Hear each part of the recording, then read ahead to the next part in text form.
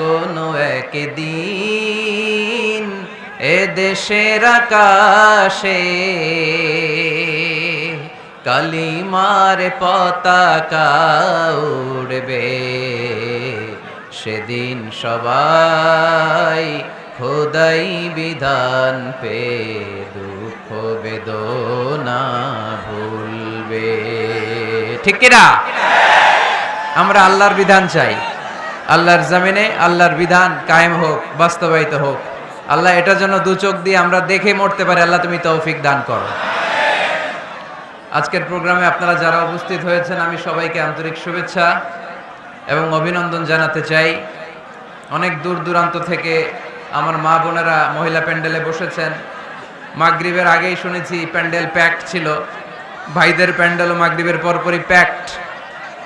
অনেক জনসমুদ্র তৈরি হয়েছে, বিশাল জনসমুদ্র। প্রতিদিন যেখানেই কোরআনের কথা আমরা বলতে যাই, কোরআনের আকর্ষণে, এটা মিজানুর রহমানের আকর্ষণে না, চিল্লায় বলে ঠিক কিনা? এখানে আমরা কোরআনের আকর্ষণে এসেছি। আমাদের ভালোবাসার সেন্টার বা কেন্দ্রবিন্দু হচ্ছে কোরআন। এই কোরআনের কথা শোনার জন্য আমরা এসেছি। আপনারা দেখতে পাচ্ছেন যে এই মাহফিলের ধারণ ক্ষমতা কতটুকু আপনারা দেখতে পাচ্ছেন। এখানে হই হল্লোর চিৎকার চেঁচামেচি করলে আসলে কথা বলা যাবে না, বরং যে ৩-৪ বার যে ধাক্কা আসছে এদিক থেকে, এই পাশে ভাইরা খুব কষ্ট পাচ্ছিল। একটা দুর্ঘটনা ঘটতে পারে, একটা দুর্ঘটনা হয়ে যেতে পারে। আমি আবারও বলতেছি, মাতোয়াইলের ছেলেরা, আমি মাতোয়াইলের সন্তান, তোমাদেরকে অনুরোধ করে বলি, জায়গা না পেলে ধাক্কা দিও না, আস্তে আস্তে পেছনে যাও, অ্যাবাউট টার্ন, আস্তে আস্তে পেছনে যাও, পেছনে যে নিরাপদ দূরত্বে দাঁড়াও, সেফটি ফার্স্ট। যেহেতু ৮ দিন ব্যাপী সিরিজ প্রোগ্রাম, তাই আয়োজক কমিটি আলোচকদের জন্য সুনির্ধারিত বিষয় দিয়ে দিয়েছে। আজকের এই ষষ্ঠ রজনীতে আমাকে আলোচনার বিষয় দেয়া হয়েছে কোরআন ও বিজ্ঞানের সাদৃশ্য, the similarities between science and Quran. খুব জটিল বিষয়, সহজ করে বলা কঠিন, সহজ করে কইতে আমায় কহজে, সহজ করে যায় না কওয়া সহজে, ঠিক কিনা? তাও আবার চিৎকার চেঁচামেচি। এরকম পরিস্থিতিতে what is the similarities between science and the holy Quran, এটা বোঝানো আমার জন্য দুষ্কর। এখানে এই বিষয়ে কথা বলতে হলে আমাকে পিন ড্রপ সাইলেন্ট, পিন পতন নীরবতা দিতে হবে। এই নীরব, নিস্তব্ধ, নিঝুম একটা রাত্রি উপহার দিলে আমি আপনাদেরকে এই বিষয়ের উপর চমৎকার আলোচনা উপহার দিতে পারবো, তাই না? আর যদি এরকম হট্টগোল করতে থাকো তোমরা, তাহলে আসলে এই জটিল বিষয়কে সহজ করে উপস্থাপন করা আমার জন্য আরো জটিল হয়ে যাবে। তাই আমি সবার কাছে করজোর আবার অনুরোধ করি, মাতোয়াইল ইসলামী কাফেলার আজকের এই রাতে এই প্রোগ্রামে আমি আর কোনো আওয়াজ শুনতে চাই না।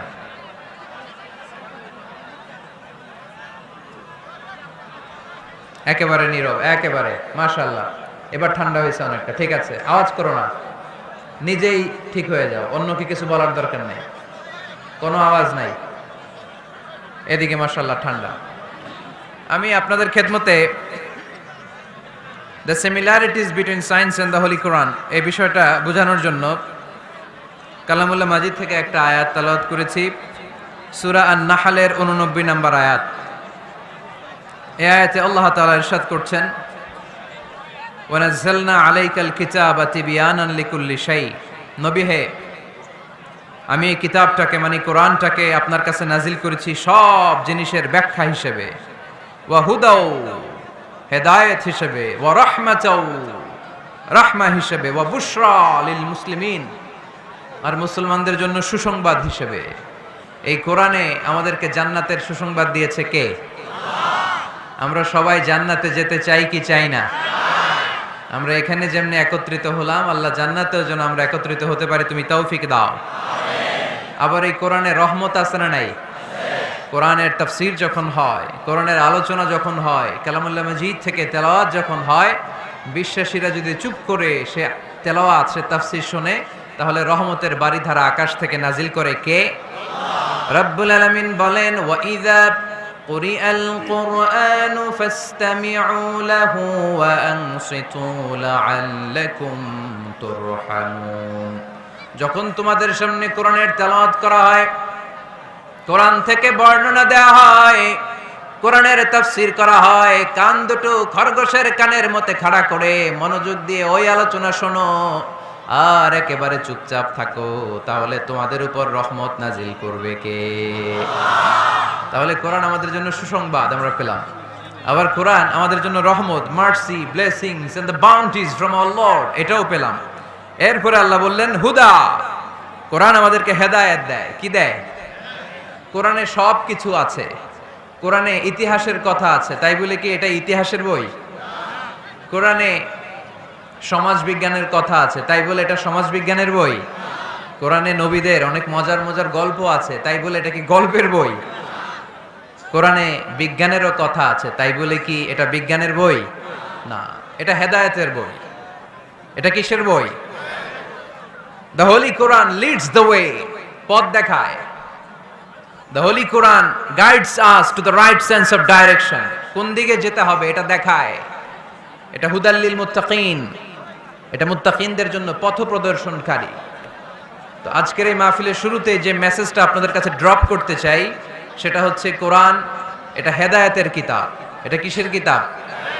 সবাই বলেন কিসের কিতাব? এটা গাইড দেয় যারা মুত্তাকি তাদেরকে।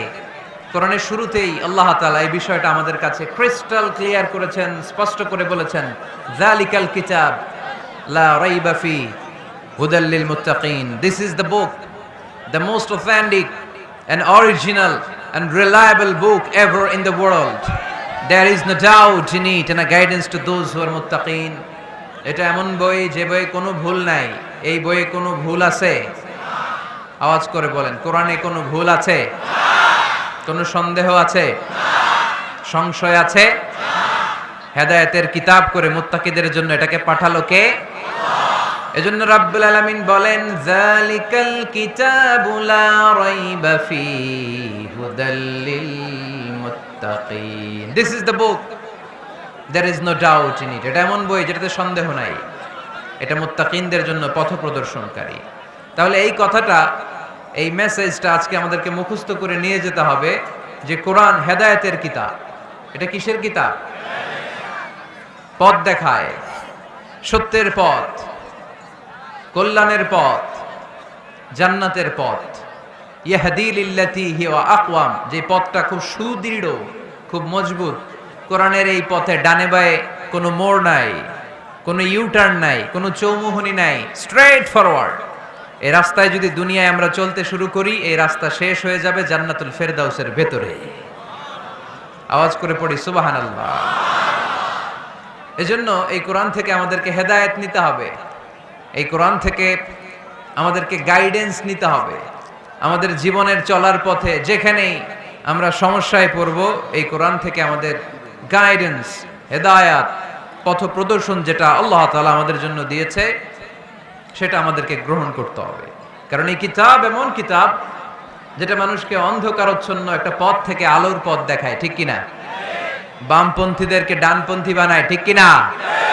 রব্বুল আলামিন বলেন, আলিফ লাম রা, কিতাবুন আনজালনাহু ইলাইকা লিতুখরিজান নাসা মিনাল যুলুমাতি ইলান নূর। Muhammad, I've revealed this book in order to lead the mankind out of darkness into the light.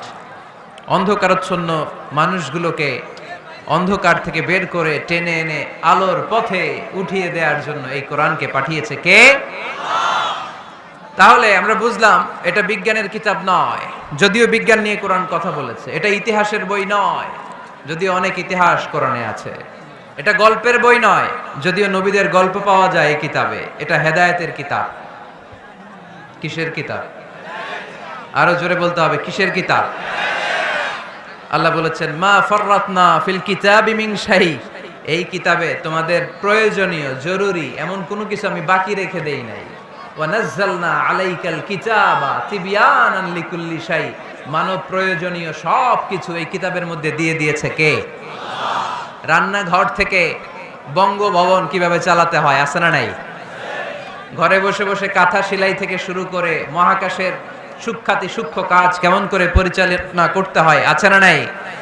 রাজনৈতিক অঙ্গনকে কেমন করে সেটেল করতে হয়, লিড দিতে হয়, সেটাও আল্লাহর কোরআনে আছে না নাই?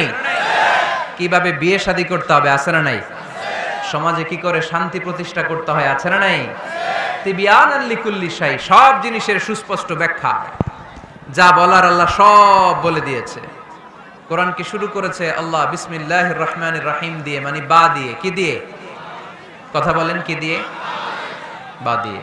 আর শেষ করেছে সূরা নাস দিয়ে, মিনাল জিন্নাতি ওয়ান নাস। সিন, বার সিন মিলালে কি হয়? এবার বাসে চড়ে গুলিস্তান। বাসে চড়ে কই যাব? গুলিস্তান। ওই বাস? ওই বাস নাকি?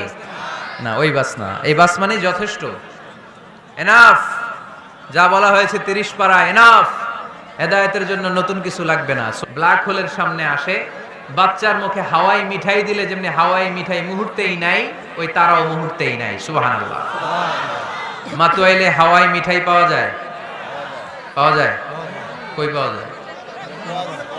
হ্যাঁ, আগে যখন আমরা ছোট ছিলাম আমরা এগুলো খাইতাম তো। কটকটি, কটকটি আছে এখন? ঘরের ওই যে পুরান জোতা টোতা, প্লাস্টিকের বোতল, এগুলো দিয়ে আমরা কটকটি খাইতাম। আর খাইতাম এই হাওয়াই মিঠাই, খুব মজা লাগতো। এগুলো এরকম গোল করে সাজায় রাখতো, জিব্বায় লাগাইলেই নাই। খাইছেন আপনারা? এই ব্ল্যাক হোল হচ্ছে এমন যে ব্ল্যাক হোলের রেঞ্জের মধ্যে কোনো তারা ঘুরতে ঘুরতে ঘুরতে যদি চলে আসে, হাওয়াই মিঠাই মুখে লাগাইলে যেমনি নাই, ওই তারাও নাই। তার মানে কোরআন বলেছে মাওয়াকিউন নুজুম, সায়েন্স বলেছে ব্ল্যাক হোল। দুটার মধ্যে মিল আছে না নাই? তাহলে কসমোলজি নিয়ে কথা এখানেই শেষ করি। সৃষ্টি তত্ত্বে আমরা যা পেলাম, বিস্ফোরণে সৃষ্টি হয়েছে। কোরআন বলেছে ফাতাকনাহুমা, সায়েন্স বলেছে বিগ ব্যাং থিওরি।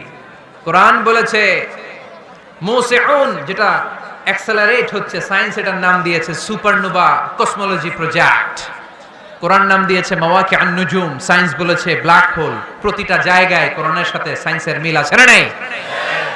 এবার আমরা শুনবো এমব্রয়োলজি নিয়ে, ভ্রূণতত্ত্ব। কি তত্ত্ব? ভ্রূণতত্ত্ব। আমরা আমাদের মায়ের পেটের ভেতরে এখন যত বড় আছি তত বড়ই ছিলাম, তাই না? কতটুকু ছিলেন?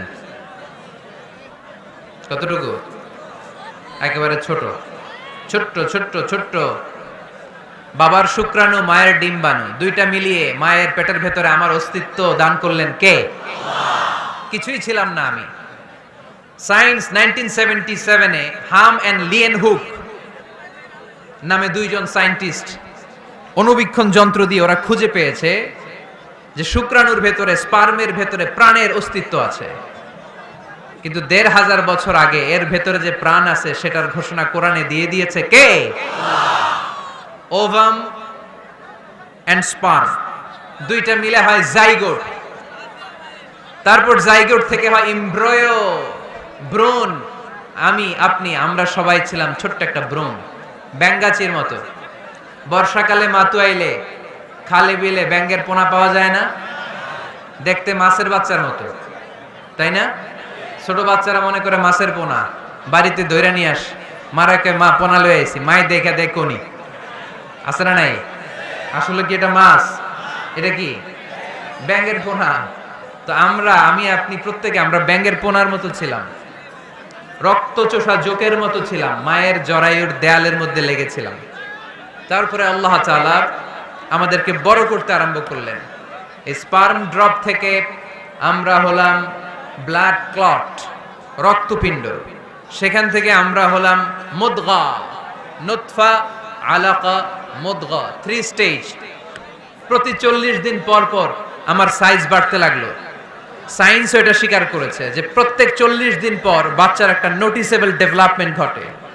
আল্লাহ রাসূল সাল্লাল্লাহু আলাইহি ওয়াসাল্লাম বলেছেন ইন্না খালকাকুম ইউজমাউ ফি বাতনি উম্মিহি 40 ইয়াওমা, প্রতি 40 দিন পর তোমার মায়ের পেটের ভেতরে তোমার সাইজ একটু বড় করা হয়। চিল্লায় পড়ি আল্লাহু আকবার। তারপরে তুমি নুতফা থাকো, নুতফা থেকে তুমি আলাকা হও, আলাকা থেকে মুদগা, স্টেপ বাই স্টেপ রক্তপিণ্ড। তারপরে আমি হয়ে যাই গোশতপিণ্ড। ওই গোশতের ভেতরে আল্লাহ তাআলা আমার স্কেলিটন দেয়, কঙ্কাল। তারপরে এই কঙ্কালের চারদিক দিয়ে গোশত দিয়ে আমাকে আল্লাহ প্রস্তুত করে, সর্বশেষ এই চামড়ার লেভেল দিয়ে মায়ের পেটে আমাকে ডেকোরেটিং করে কে? ওয়ালাকাদ খালাকনাল ইনসানা মিন সুলালাতিন মিন তিন সুম্মা জাআলনাহু নুতফাতান ফি ক্বারারিন মাকিন ثم خلقنا النطفة علقة فخلقنا العلقة مضغة فخلقنا المضغة عظاما فكسونا العظام لحما ثم أنشأناه خلقا آخر فتبارك الله أحسن الخالقين পড়েন আল্লাহু আকবার। আল্লাহ বলেন ছোট্ট নাপাক বীর্য থেকে তোমারে তৈরি করলাম, তুমি ছিলা পানির ফোঁটা, সেখান থেকে বাড়ালাম জমাট বদ্ধ রক্তপিণ্ড, সেখান থেকে গোশতপিণ্ড, ওই গোশতের ভেতরে তোমার কঙ্কাল আমি জুড়ে দিলাম, কঙ্কালের উপরে গোশত দিয়ে প্যাকেট পড়ালাম, সর্বশেষে চামড়া দিয়ে ডেকোরেশন করে দিলাম। ছোট্ট ছিলাম আমরা, একেবারে ছোট্ট, অনেক ছোট্ট। আস্তে আস্তে আমার হাত গজালো, আমার পা গজালো, আমার হেয়ারিং সিস্টেম চালু হলো, আমার রেসপিরেটরি সিস্টেম চালু হলো, আমার ডাইজেস্টিভ সিস্টেম চালু হলো, আমার স্টোমাক হলো, আমার ব্লাড সার্কুলেশন শুরু হলো, আমার হার্টের দুইটা পার্টিশন হলো, আল্লাহ রুহের ফুৎকার দিলেন, আমি মানুষ হয়ে দুনিয়ায় আসলাম। কোন সুবহানাল্লাহ। দুইটা পার্টিশন করে দিলেন, আর এই পাম্প মেশিন আমার মায়ের পেটের ভেতরেই চালু করে দিলেন কে? এক মুহূর্তের জন্য যদি এই পাম্প মেশিনটা বন্ধ হয়ে যায়, মুহূর্তে আমারে ঠুস বানায় দিবে কে? আরে মানুষ রঙিন ফানুস দম ফুরাইলে তবু তো ভাই কারোরই নাই একটুখানি, আরে মানুষ রঙিন ফানুস, রঙিন ফানুস, আরে মানুষ। আল্লাহু আকবার। দুইটা জিনিস আল্লাহ দেয়, রুহু দেয় আর ফেরেশতা দেয়। কি দেয়? রুহু দেয় আর ফেরেশতা দেয়। মানুষ যখন মরে যায় দুইটাই চলে যায়, রুহুটাও চলে যায়, ফেরেশতাও চলে যায়, ঠিক কিনা? আমাদের কাঁধে ফেরেশতা আছে না নাই?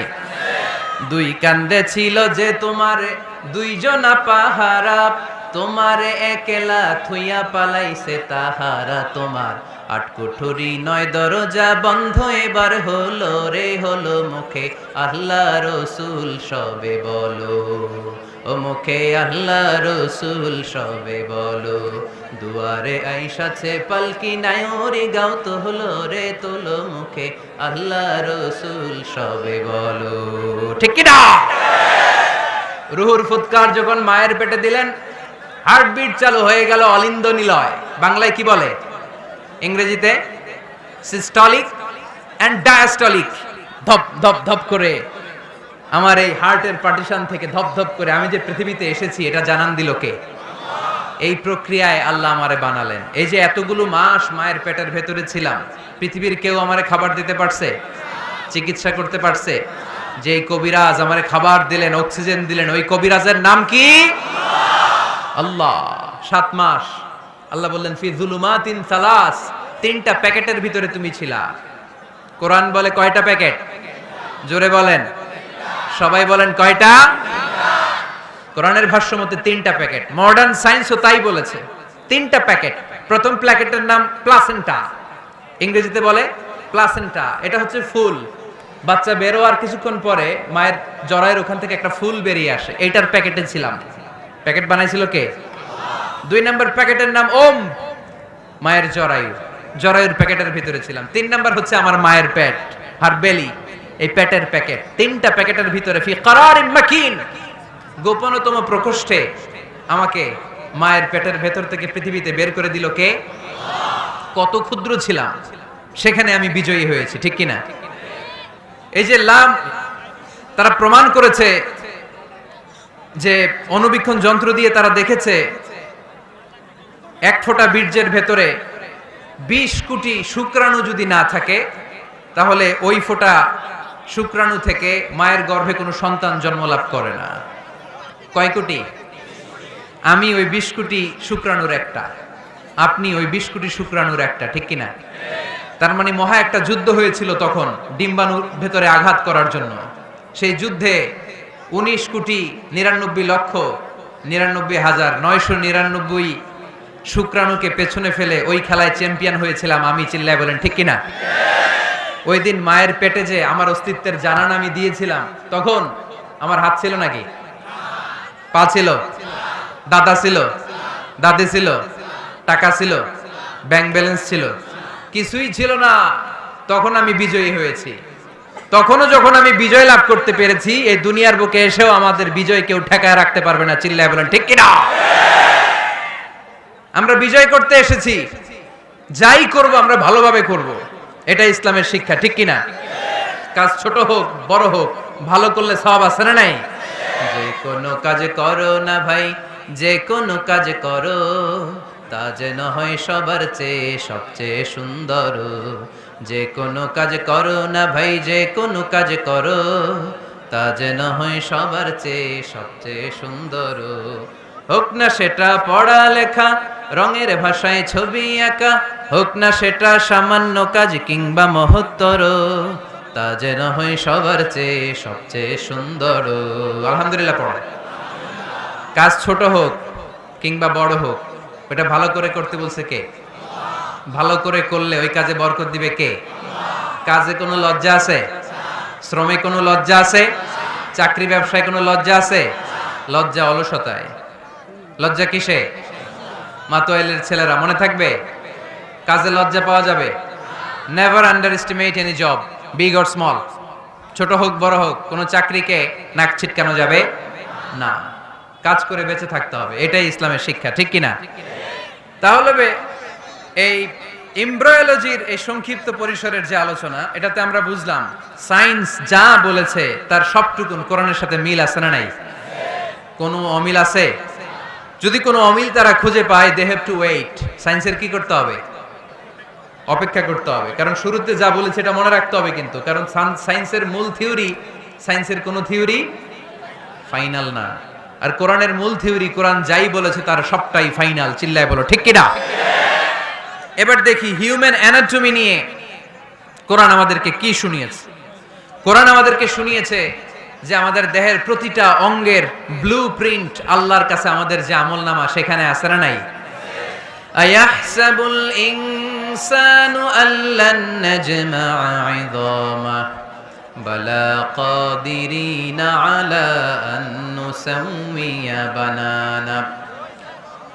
কোরআন আমাদেরকে বলল, রাব্বুল আলামিন ইরশাদ করেছেন, মানুষ কি মনে করেছে নাকি কিয়ামতের দিন তাকে জমিন থেকে উঠাতে আমি আল্লাহর কষ্ট হয়ে যাবে? না না, শুধু তাকে উঠানোটাই আমার জন্য ব্যাপার না, তাকে তো আমি উঠাবো তার হাতের আঙ্গুলের ফিঙ্গার প্রিন্ট গুলো সহ উঠাবো। সুবহানাল্লাহ।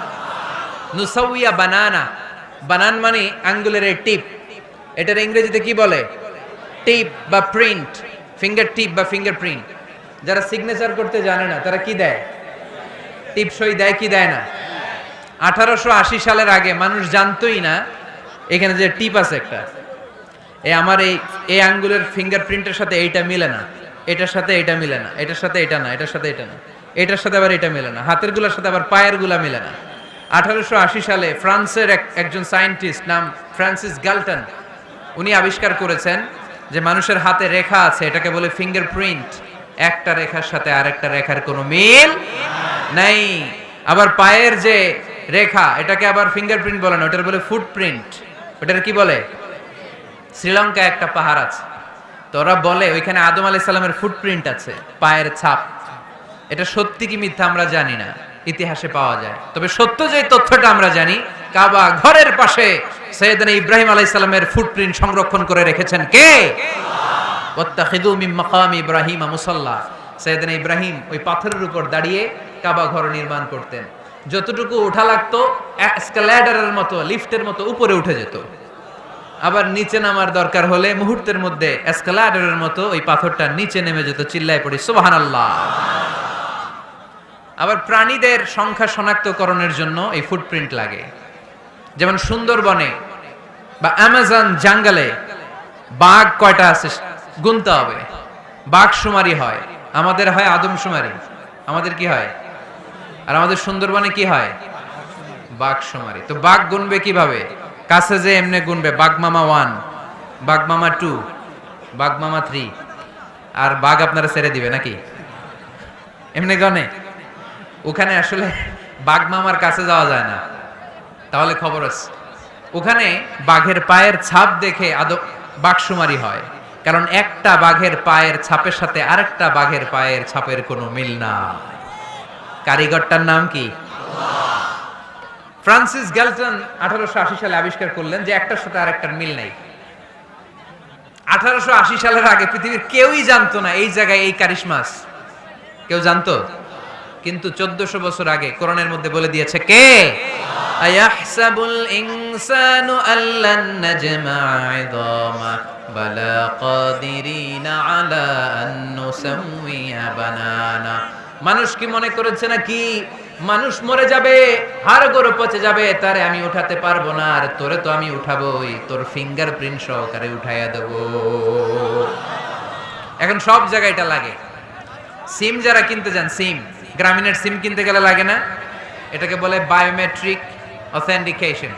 সিম কিনতে লাগে, ইমিগ্রেশন পাস করবেন ফিঙ্গারপ্রিন্ট লাগে, এম্বাসিতে লাগে, ব্যক্তি শনাক্তকরণের জন্য। কিরে ভাই,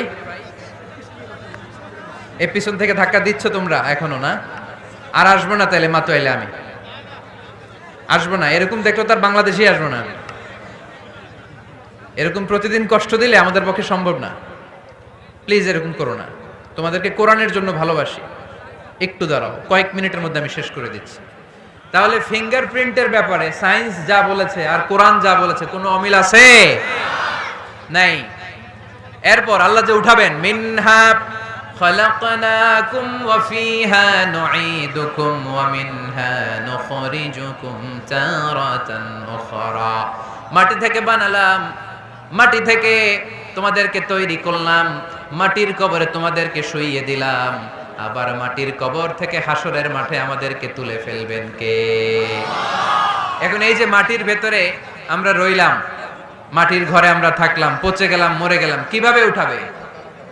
আল্লাহ রাসূল সাল্লাল্লাহু আলাইহি ওয়াসাল্লাম বললেন কিভাবে তোমাদেরকে উঠাবে শোনো, মজার ঘটনা, খেয়াল করে শুনেন।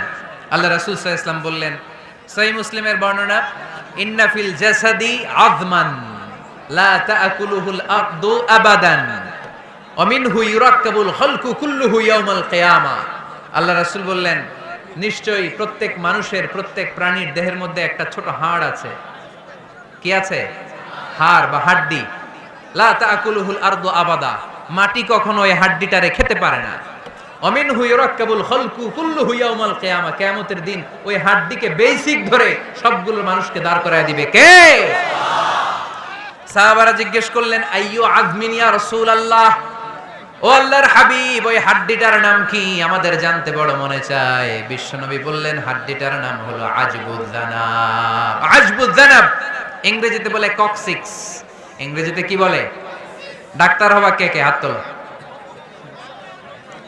ডাক্তার হতে চাও দেখি কে কে? মাতোয়েলের ছেলেরা এদিকে ডাক্তার নাই, তোমরা পুলিশের লাঠি চার্জ বাহিনীতে যোগ দিও। যে ধাক্কা ধাক্কি শিখছো তোমরা, তোমরা পুলিশের লাঠি চার্জের একটা উইং থাকে না, ওইখানে চাকরি নিয়া কোপায় ফেলবা একেবারে পিটায়, যেই ধাক্কা ধাক্কি করতেছো কোরআনের মাহফিলে। তাহলে ডাক্তার হবা কারা কারা দেখি? মাশাআল্লাহ, মাশাআল্লাহ। আল্লাহ তোমাদেরকে বড় ডাক্তার হওয়ার তৌফিক দান করুক। হাত নামাও। আজকে বাসায় যে লিখবা কক্সিক্স, এই কক্সিক্স এটাকে আরবিতে বলে, সহিহ মুসলিম শরীফের হাদিস, আজবুয জানাব, আমাদের যে শির দ্বারা আছে না নাই, এটারে বলে মেরুদণ্ড, ডাক্তারি ভাষায় স্পাইনাল কর্ড। এই স্পাইনাল কর্ডের একেবারে নিচে ট্রায়াঙ্গেল, ত্রিভুজ আকৃতির 3 কোণার একটা ছোট্ট হাড্ডি আছে। কয় কোণা? 3 কোণা। এটা প্রাণীরও আছে, আমাদেরও আছে। হিন্দুরা যখন শ্মশানে মানুষ পোড়ায়, গোশত, হাড্ডি, রক্ত সব পুড়ে যায়, কিন্তু ওই ট্রায়াঙ্গেল কক্সিক্স পুড়ে না। আমাদেরকে কবরস্থানে যখন শুইয়ে দেয়া হয়, আমাদের হাত পা মাটিতে খেয়ে ফেলে, সব জীর্ণ শীর্ণ হয়ে যায়, পচে যায়, গলে যায়, কিন্তু শিরদাঁড়ার নিচে ট্রায়াঙ্গেল, ত্রিভুজ আকৃতির যে হাড্ডির কণা, যেটার নাম কক্সিক্স, ওইটা কখনো পচে। কিয়ামতের দিন ওই কক্সিক্স থেকে, ওইটাকে বেসিক অফ দ্য বেসিক্স ধরে আমাদেরকে উঠায় দিবে কে? এজন্য আল্লাহ বললেন, মিনহা খালাকনাকুম ওয়া ফিহা নুঈদুকুম ওয়া মিনহা নুখরিজুকুম তারাতান উখরা। মাটি থেকে বানালাম, মাটির কবরে শুইয়ে দিলাম, আবার মাটির কবর থেকে তোমাদেরকে দাঁড় করাবে কে? তাহলে আজবুজ জানাব কোরআনের ভাষা, হাদিসের ভাষা, বিজ্ঞানের ভাষা হচ্ছে কক্সিক্স। মিল আছে না নাই? চিল্লায় বলতে হবে, মিল আছে না নাই? কি কষ্ট হচ্ছে আপনাদের? আরো 2-1 মিনিট শুনবেন? শুনবেন শুনবেন? তাহলে তাকবীর পড়েন, লিল্লাহে তাকবীর, লিল্লাহে তাকবীর, লিল্লাহে তাকবীর। তাহলে হিউম্যান অ্যানাটমি নিয়ে আমরা সায়েন্সের ভাষ্য আর কোরআনের ভাষ্য যা শুনেছি, মিল আছে না নাই? এবার আমরা ফিজিক্স নিয়ে শুনবো। ফিজিক্স মানে কি? পদার্থবিদ্যা। পদার্থের অনেক গুরুত্বপূর্ণ একটা এলিমেন্ট হচ্ছে লোহা। লোহা চিনি আমরা। এই মাইকে লোহা আছে না নাই? লোহা ছাড়া মাইক বানানো যায়, বাড়ি বানানো যায়, গাড়ি বানানো যায়, ক্যামেরা বানানো যায়, মোবাইল বানানো যায়, প্লেন বানানো যায়, কম্পিউটার বানানো যায়। লোহা ছাড়া কিছুই হয় না, ঠিক কি না? যেহেতু লোহা ছাড়া কিছুই হয় না, এজন্য লোহার নামে আল্লাহ কোরআনে একটা সূরাই দিয়ে দিলেন। সুবহানাল্লাহ বাড়িতে গিয়ে বললেন। ওই সূরাটার নাম আরো জোরে, মাশাআল্লাহ, আল হাদিদ। আল্লাহ বললেন ওয়া আলান্না লাহুল হাদিদ, ও দাউদ তোমার জন্য লোহারে আমি নরম বানিয়ে দিলাম। ফিহি বাসুন শাদীদ ওয়া মানাফিউ লিন-নাস ওয়া আনজালনাল হাদিদা ফিহি বাসুন শাদীদ ওয়া মানাফিউ লিন-নাস। আমি লোহাকে আকাশ থেকে নাজিল করলাম, লোহার ভেতরে রয়েছে অনেক শক্তি। মানাফিউ লিন-নাস, মানুষের জন্য উপকার। এই লোহা দিয়ে নানান ধরনের জিনিস বানানোর কৌশল আমাদেরকে শিখালো কে? এই ছেলে রাইট। এই চিল্লাচিল্লির মধ্যে পারা যাবে? হাদিদ মানে লোহা। হাদিদ মানে কি? লোহা। আল্লাহ বললেন, খেয়াল করে শুনেন। এই যে মাশাআল্লাহ ঠান্ডা, হ্যাঁ এবার ঠিক আছে, এরকম থাকো। লোহা, সূরার নাম হাদিদ, লোহা। ওয়া আনজালনাল হাদিদ, লোহাকে আমি নাজিল করেছি। এই আয়াত থেকে বোঝা গেল লোহা পৃথিবীর উপাদান না। চাচা, ওয়া আনজালনাল হাদিদ, লোহাকে আমি নাজিল করেছি। আকাশ থেকে বৃষ্টি নাজিল করে কে? এই কোরআনকে নাজিল করছে কে? নাজিল কি উপরের থেকে হয় না নিচ থেকে? তার মানে ওয়া আনজালনাল হাদিদ, লোহাকেও আল্লাহ এইভাবে নাজিল করছে। কোরআন যেমনি উপর থেকে নিচে, ফ্রম আপ টু ডাউন, বৃষ্টি যেমনি উপর থেকে নিচে, তেমনি লোহাকেও উপর থেকে নিচে নাজিল করেছে কে? কোরআনের এই আয়াত থেকে বোঝা যায় লোহা পৃথিবীর উপাদান নয়, লোহা নিশ্চয়ই বাইরে থেকে এসেছে। সায়েন্স বর্তমান সময়ে এটাই বলছে, চিল্লায় কোন সুবহানাল্লাহ। সায়েন্স বলছে লোহার একটা মলিকিউল তৈরি করতে যে টেম্পারেচার বা তাপ লাগে, এটা পৃথিবীতে দূরের কথা, সূর্যের ভেতরেও নাই। 1 কোটি ডিগ্রি সেলসিয়াসের তাপমাত্রা ছাড়া লোহার কোনো অণু পৃথিবীতে তৈরি হওয়া সম্ভব না। চিল্লায় বলো ঠিক কিনা? এত বেশি তাপমাত্রা সৌরজগতের সব গ্রহ নক্ষত্রের তাপমাত্রা একসাথে মিলালেও চলবে না। তার মানে কোরআন যা বলেছে আর সায়েন্স যা বলেছে, মিল আছে না নাই? এরপরে কোরআন পাহাড়ের ব্যাপারে বলেছে, ওয়াজআলনাল জিবালা আওতাদা, আমি পাহাড়গুলোরে পেরেকের মতো জমিনে ঢুকিয়ে দিয়েছি। সুবহানাল্লাহ। তাহলে পাহাড়কে আল্লাহ তাআলা পেরেকের সাথে তুলনা করলেন। কিসের সাথে? পেরেক চিনেন? সবাই চিনেন? মাতোয়াইলে আছে পেরেক। কি করে পেরেক দিয়ে? কাঠের ভিতরে ঠুকে না, দেয়ালে ঠুকে। তাহলে আল্লাহ পাহাড়গুলোরে বললেন পেরেক। আচ্ছা, পেরেক যখন আমরা কাঠের ভিতরে ঢুকাই, পুরো পেরেকটা কাঠের ভিতরে ঢুকে যায়, উপরে শুধু কি থাকে? মাথাটা থাকে, ঠিক কিনা? তার মানে আমরা যে পাহাড় দেখতে পাচ্ছি এটা পাহাড়ের মাথা।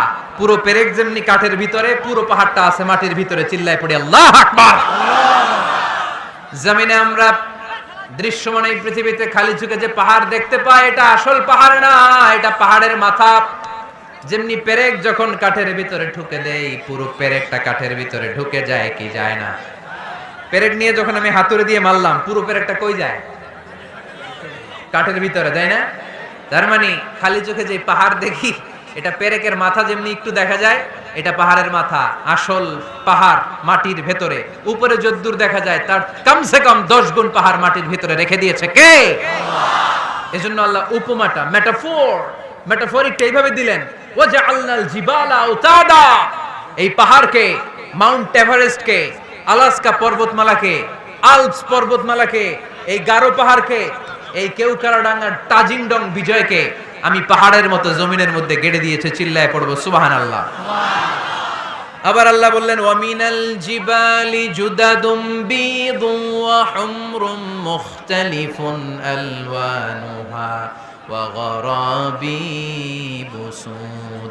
পাহাড়ের মধ্যে কোন পাহাড় আমি বানিয়েছি ধবধবে শুভ্র সাদা, কোন পাহাড় আমি বানিয়েছি রক্তিম লাল, কোন পাহাড় আমি বানিয়েছি কুচকুচে কালো। তিন কালারের পাহাড়। কয় কালারের?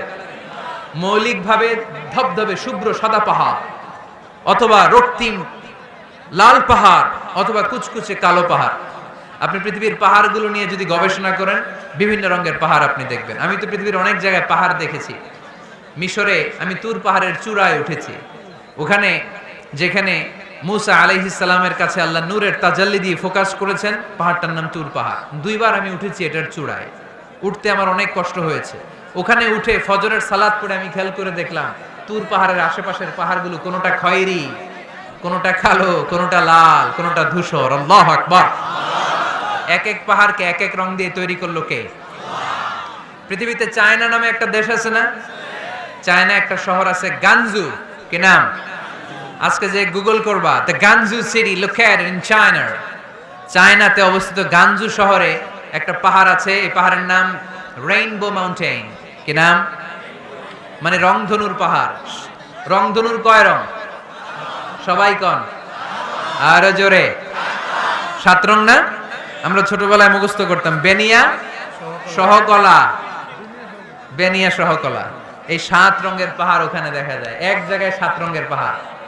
সুবহানাল্লাহ কইতে পারলেন না? মজা করে বানালো কে? সুনানে তিরমিজি আর মুস্তাদরাকে হাকিম, মুসনাদে আহমদ ইবনে হাম্বলের হাদিস। আল্লাহ যখন পৃথিবী বানালেন, এই পৃথিবীটা ঘোরার পাশাপাশি কাঁপাকাঁপি শুরু করে দিল।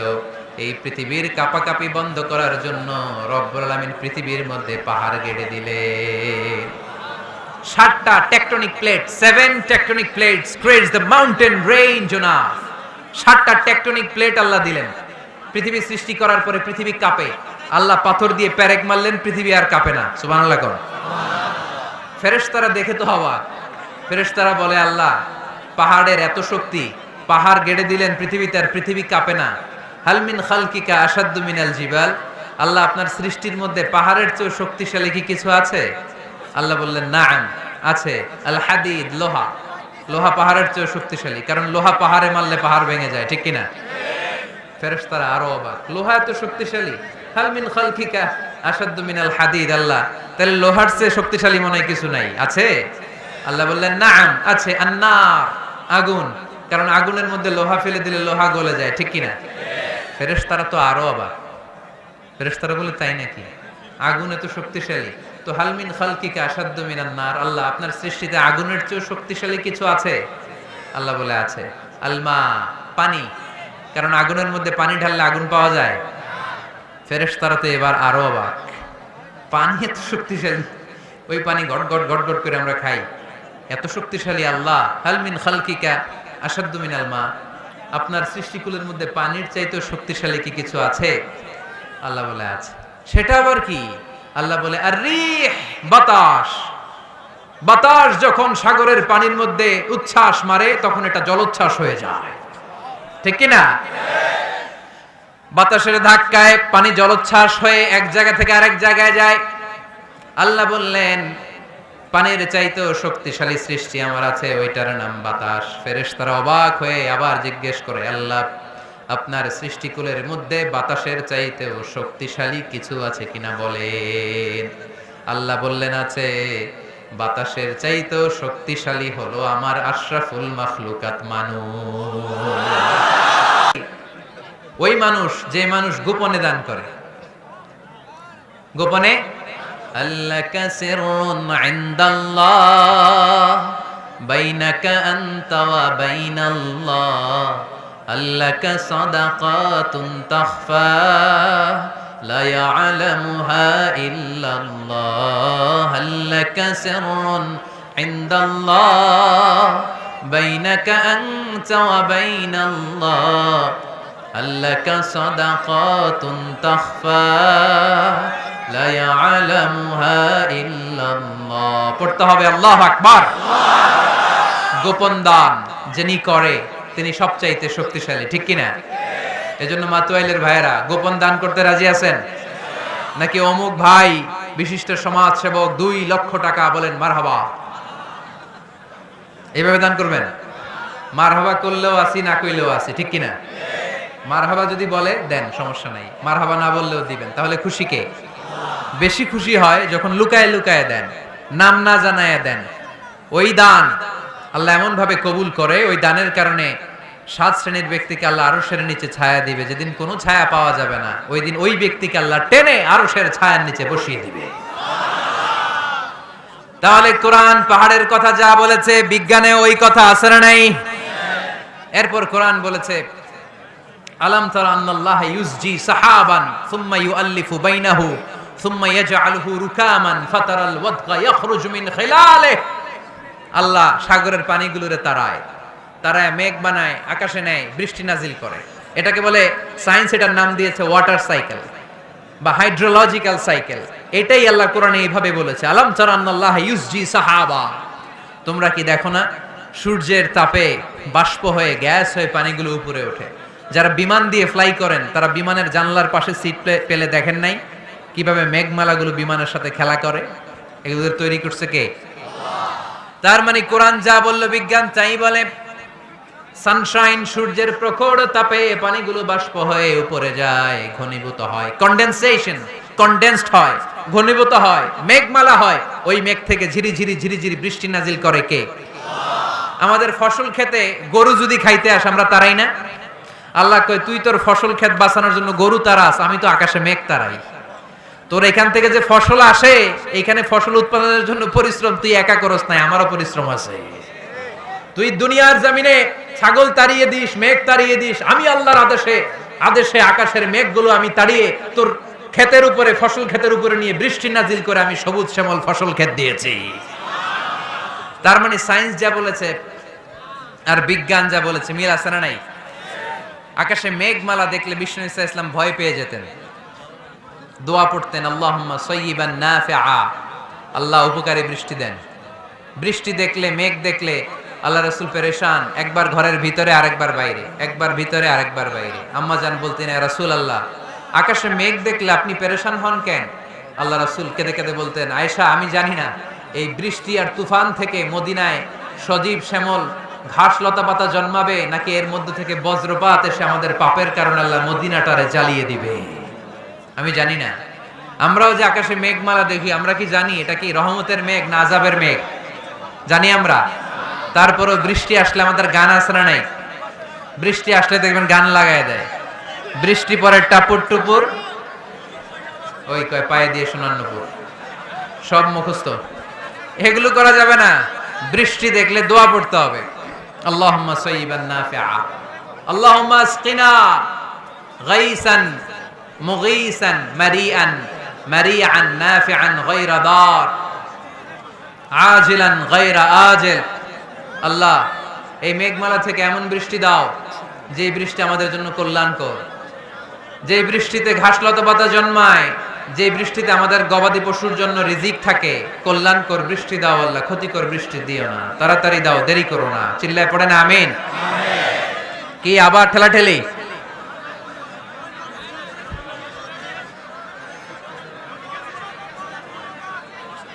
মোনাজাত করে দেই না? না না, মোনাজাত হবে, বসে যাও। এই তো ঠিক আছে, এইভাবে থাকে। তাহলে কানগুলো খরগোশের কানের মতো খাড়া করে শোনেন। আল্লাহর হাবিব বললেন মুস্তাদরাকে হাকিমের হাদিস, সিনতান লা তুরাদ্দান, 2 দোয়া আল্লাহ কখনো ফিরিয়ে দেন না। কয় দোয়া? এক হচ্ছে ইনদান নিদা, আজানের পরে যে দোয়াটা করা হয়, আজান আর একামতের মাঝখানে দোয়া, আজানের সময় দোয়া, এই দোয়া আল্লাহ ফিরিয়ে দেয়, একটা গেল। 2 নাম্বার হচ্ছে তাহতাল মাতর, বৃষ্টির নিচে দাঁড়িয়ে দোয়া করলে ওই দোয়া কবুল করে কে? আর আমরা বৃষ্টির নিচে দাঁড়িয়ে আঁকা বাঁকা মেঠো পথে কোন রূপসী হেঁটে যায়, আছে না নাই? বৃষ্টি আসলে আমরা ভাবুক হয়ে যাই, দরজা জানলা বন্ধ করে দিয়ে অনেকে গান বাজনা ছেড়ে দেয়, হিন্দি গান লাগায় দেয়। এই 16ই ডিসেম্বরেও দেখলাম কিছু কপাল পোড়া বাংলা দেশাত্মবোধক গানের পরে হিন্দি গান লাগাই দিচ্ছে। কত বড় ডাকাই, কোথায় কি করতে হবে ওইটাও জানে না। তো এই জন্য বৃষ্টি নাজিল হলে আমরা যেন আল্লাহর কাছে দোয়া করি। বৃষ্টির সময় দোয়া করলে ওই দোয়াটা কবুল করে কে? তাহলে ফিজিক্সের এই পোর্শনে আমরা লোহা নিয়ে কথা বললাম, বায়োলজিক্যাল অ্যাসপেক্ট অফ মাউন্টেইনস, পাহাড় নিয়ে কথা বললাম পানি নিয়ে। এবার আমরা জুলজি নিয়ে কিছু কথা বলে মুনাজাতের দিকে যাব ইনশাআল্লাহ। প্রাণীবিদ্যা, জুলজি মানে কি? প্রাণীর কথা তো আর কোরআনে নাই। প্রাণীর নামে আল্লাহ কোরআন একটা সূরায় দিয়ে দিয়েছে, সূরাতুল আনআম। আবার 5টা প্রাণীর নামে আলাদা আলাদা সূরা আছে না নাই? সূরাতুল বাকারা, বাকারা মানে সূরাতুল ফিল, ফিল মানে সূরাতুন নামল, নামল মানে পিঁপড়া। সূরাতুন নাহাল, নাহাল মানে মৌমাছি।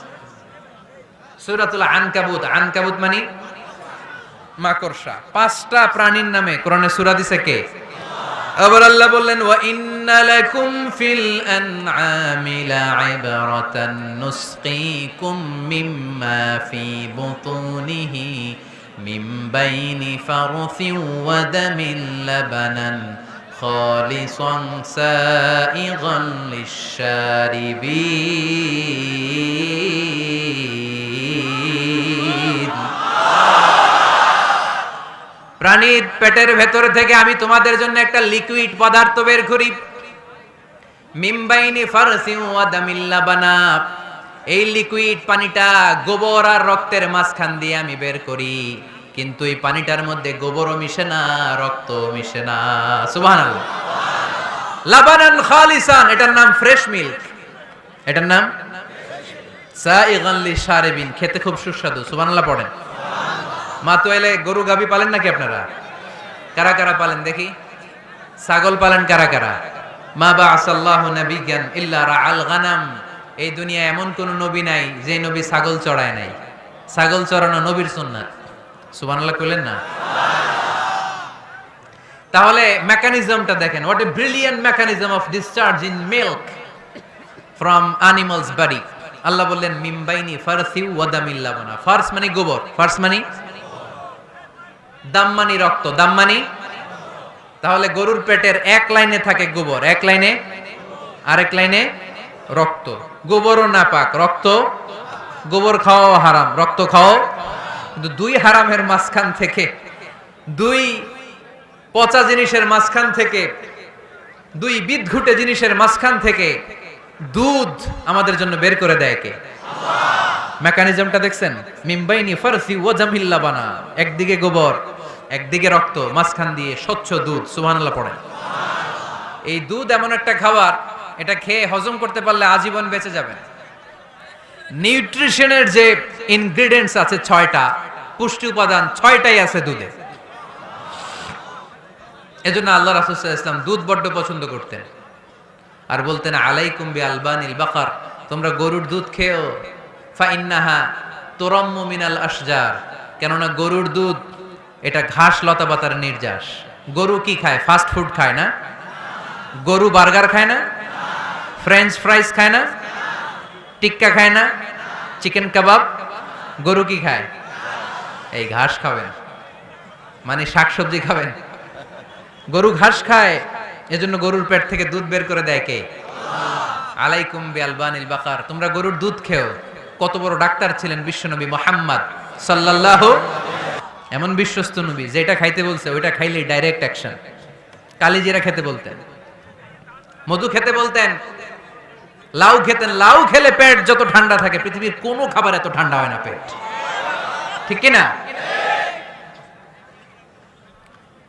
এজন্য বিশ্বনবী বলছেন আলাইকুম বি আলবানিল বাকার, গরুর দুধ খাবা। ফা ইন্নাহা তুরাম্মু মিনাল আশজার, কেননা ঘাস পাতা খেয়ে গরুর ভেতরে আল্লাহ ঘাস পাতার মাধ্যমে দুধ বানায়। আবার বিশ্বনবী বললেন মেরাজের রাতে জিব্রাইল 3টা মগ এনে আমার হাতে দিয়েছিল। এক মগের মধ্যে ছিল পানি, আরেক মগের মধ্যে ছিল মদ, আর একটা মগের মধ্যে ছিল দুধ, তিনটা দিয়ে আমার টেস্টিং শুরু করে দিছে, টেস্টিং করতেছে। বিশ্বনবী ধরেন তো কোনটা ধরবেন? বিশ্বনবী দুধেরটা ধরলেন, কোন সুবহানাল্লাহ। সাইয়েদনা জিব্রাইল বললেন আখাস্তাল ফিতরা, নবী আপনি যেমন ধরছেন তেমন, আপনি যেমন, আপনার স্বভাব যেমন, নিয়েছেনও তেমন। এজন্য দুধ খাবেন, বাচ্চাদেরকে দুধ খাওয়াবেন। অনেক মায়েরা বাচ্চাদেরকে বুকের দুধ খাওয়াতে চায় না, ডানু খাওয়ায়, ল্যাকটোজেন খাওয়ায়, সিরালাক খাওয়ায় না। আমার মায়েরা, আমার সম্মানিত বোনেরা, বাচ্চাদেরকে দুধ খাওয়াবেন। ওয়াল ওয়ালিদাতু ইরদি'না আওলাদাহুন্না হাওলাইন, 2 বছর খাওয়াবেন, কামিলাইন, পরিপূর্ণ। লিমান আরাদা আন ইউতিম্মার রাদাআ, কারণ মায়ের বুকের দুধের প্রথম দিক থেকে যে দুধটা বের হয় এটাকে বলে শাল দুধ। এই শাল দুধের মধ্যে অনেক ন্যাচারাল ভ্যাকসিন আছে। ডাক্তাররা বলেছে বাচ্চাদের ব্রেইন, হাড্ডি শক্ত হওয়া, মেমোরি শার্প হওয়া, উদ্যম আর উজ্জীবিত হওয়ার জন্য, সজীব আচরণের হওয়ার জন্য মায়ের বুকের দুধটা খুবই জরুরি। এটা অবশ্যই খাওয়াবেন। আর এই মায়ের বুকের দুধের ভেতরে আল্লাহ বাচ্চার জন্য প্রথম টিকাটা ফ্রি দিয়ে দিছে। বাচ্চার জন্য কিছু টিকা দেয়া লাগে না, যক্ষা, এটা সেটা, প্রথম টিকাটা ফ্রি। প্রথম টিকাটা আল্লাহ দিছে মায়ের বুকের দুধের ভিতরে। এজন্য নিজেরাও দুধ খাবো, বাচ্চাদেরকেও মায়ের বুকের দুধ খাওয়াইতে হবে, ঠিক কিনা? গরুর দুধের ভিতরে অনেক পুষ্টি আছে, হজম করতে পারলে অনেক পুষ্টি। আমরা যেন বেশি বেশি দুধ পান করি, আল্লাহ তুমি তৌফিক দান করো। তাহলে দুধের এই কথা কোরআনে যা আছে, সায়েন্স তাই বলছে। কোরআন বলছে ১,৫০০ বছর আগে, সায়েন্স এখন খালি ঘোষণা দিতেছে বাচ্চাদের দুধ খাওয়ান, গরুর দুধ খান, এটাতে উপকার আছে। তার মানে এই প্রাণীকুলের ব্যাপারে প্রাণীবিদ্যার যে তথ্য, কোরআন আর বিজ্ঞান মিল আছে না নাই? এরপরে কোরআন বলেছে মধু খাও। ওয়া আওহা রাব্বুকা ইলান নাহলি আন ইত্তাখিযি মিনাল জিবালি বুয়ুতান ওয়া মিনাশ শাজারি ওয়া মিম্মা ইয়ারিশুন সুম্মা কুলি মিন কুল্লি সামারাতি ফাসলুকি সুবুলা রাব্বিকি যুলুলা يخرج من بطونها شراب مختلف ألوانه فيه شفاء للناس إن في ذلك لآية لقوم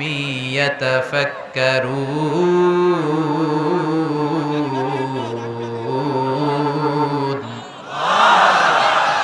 لقوم يتفكرون চিন্তাশীলদের জন্য এই মধুর মধ্যে আল্লাহ চিন্তা রেখে দিয়েছেন।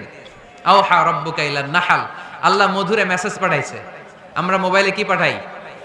এই মেসেজ আমার মোবাইলে আসে, আমার বন্ধু আমারে পাঠাইলে আরেক জায়গায় যায়, শুধু আমিই জানবো। মৌমাছির আল্লাহ যেটা পাঠাইছে এটা মৌমাছি বুঝতে পেরেছে। আনিত্তাখিদি, আল্লাহ অর্ডার করার সময় নারী মৌমাছিকে বলেছে, এটা মুয়ান্নাসের সিগা। আপনারা যারা আরবি জানেন, আলেম ওলামা ইকরাম যারা এসেছেন তারা জানেন ইত্তাখিজ এটা মুযাক্কার, পুরুষের জন্য। ইত্তাখিদি মুয়ান্নাস, নারীদের জন্য। আল্লাহ মৌমাছিকে যখন বলেছেন মৌচাকের বাসা বাঁধো, তখন আল্লাহ পুরুষ মৌমাছিরে বলে নাই, বলছে নারী মৌমাছিকে। কোন মৌমাছিকে? কার্ল ভন ফ্রেশ নামে একজন অস্ট্রিয়ান বিজ্ঞানী, এই সায়েন্টিস্ট গবেষণা করে দেখেছে মৌচাকের বাসার মধ্যে পুরো মৌমাছির সব কার্যক্রমের প্রধান যে থাকে এটা পুরুষ মৌমাছি না, এটা নারী মৌমাছি। সুবহানাল্লাহ, এত আসতে। অস্ট্রিয়ান এই সায়েন্টিস্ট একটা বই লিখেছে, দ্য ডান্সিং বিজ, কিভাবে ফাসলুকি সুবুলা রব্বিকি যুলুলা। এইখানে মৌচাক আর মধু আনতে যায় 5 মাইল দূরে, এরপরে আবার এই রাস্তাটা চিনে মৌমাছি যে আসে ওরে রাস্তা চিনায় দেয় কে? আল্লাহ সিক্রেট মেসেজ দিয়ে বললেন ইত্তাখিদি, ঘর বানাও। আওহা রাব্বুকা ইলান নাহলি আন ইত্তাখিদি বাইতা, উপরে ঘর বানাও, মিনাল জিবালি বুয়ুতা, পাহাড়ে বানাও, গাছের মগ ডালে বানাও, যাতে পোলাপানরা ঢিল মারতে না পারে। কাছাকাছি নিচু জায়গায় মৌচাকের বাসা হলে পোলাপানরা কি করে? মধ্যে খাওয়ার জন্য ঢিল মারে না? আল্লাহ দেখেন কিভাবে সিক্রেট মেসেজ দিল যে নিচে তুমি তোমার মৌচাকটা করো না, উপরে বানাও। আর আমার দেখা পথ অনুযায়ী তুমি মধু নিয়ে আসো। এটাকে বলে ফ্লাওয়ার নেক্টার, পুষ্পরস। মধু এত ভালো কেন? এর কারণ মৌমাছি যখন পুষ্পরস বা ফ্লাওয়ার নেক্টার সে নিয়ে আসে, সে ফলের রস আনে, সে ফুলের রস আনে, সে বনাজি গাছ থেকে আনে, ঔষধি গাছ থেকে আনে, হার্বাল ট্রি থেকে আনে। এজন্য মধুর চেয়ে ঔষধি গুণ সম্পন্ন কোন ন্যাচারাল লিকুইড পানীয় পৃথিবীতে আবিষ্কার হয় না। চিল্লায় এখন সুবহানাল্লাহ। ফাসলুকি সুবুলা রাব্বিকি যুলুলা, এগোতে থাকো। তারপরে মধুগুলোকে নিয়ে বাসার মধ্যে রাখো। এই আয়াত থেকে প্রমাণ হয় পুষ্পরস সংগ্রহ করে মধু এটাকে খেয়ে ফেলে, এমন না মুখ দিয়ে এনে মৌচাকে রেখে দেয়, না, এটা খেয়ে ফেলে। খেয়ে পেটের ভেতরে একটা চেম্বার আছে, আলাদা একটা চেম্বার, ওইখানে এনজাইম দিয়ে এটাকে সমৃদ্ধ করে। তারপর একটা টিউব আছে এটার পেছনে, এই টিউব দিয়ে মৌচাকের ভেতরে মধুকে পৌঁছে দেয় আমাদের জন্য। কোন সুবহানাল্লাহ। এই অস্ট্রিয়ান সায়েন্টিস্ট উনি গবেষণা কইরা অপারেশন করে মৌমাছি কেটে দেখতে পেল মৌমাছির পেটের ভিতরে একটা পাকস্থলী না আমাদের মতো, ওর পেটের ভিতরে আল্লাহ দুইটা পাকস্থলী দিয়েছে।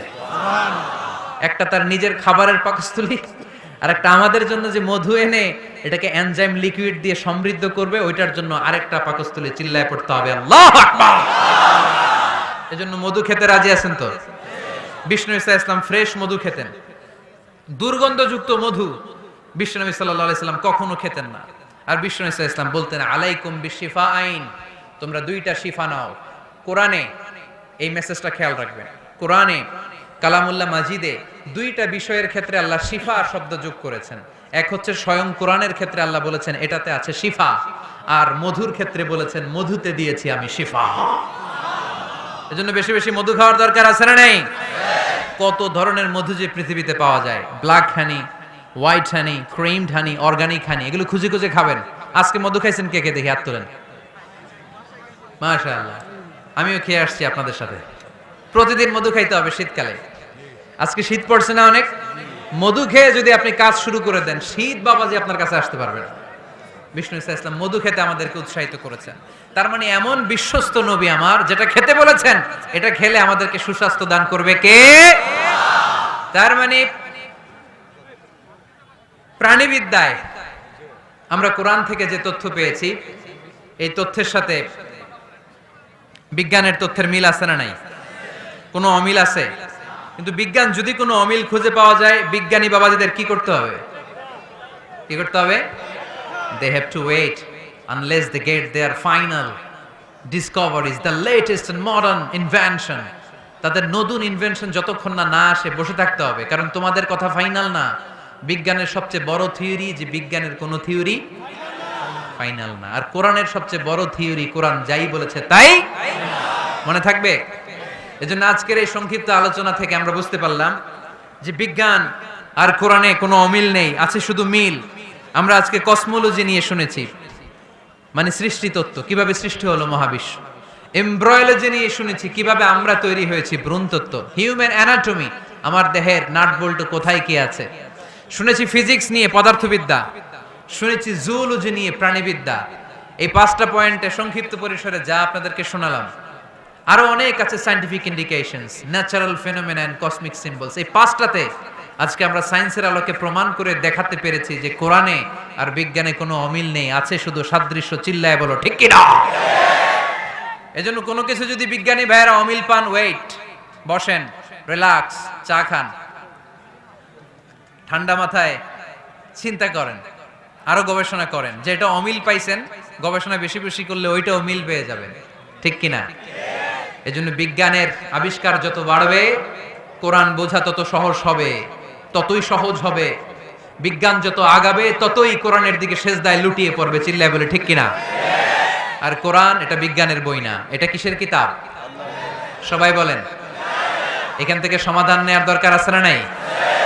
জীবন সমস্যায় আমরা কোরআন থেকে সমাধান নিব, কারণ কোরআন আমাদেরকে সঠিক জীবন দর্শন শিক্ষা দেয়। আল্লাহ আমাদের সবাইকে কথাগুলো বোঝার ও আমল করার তৌফিক দান করুক। আমরা পড়ি আমিন।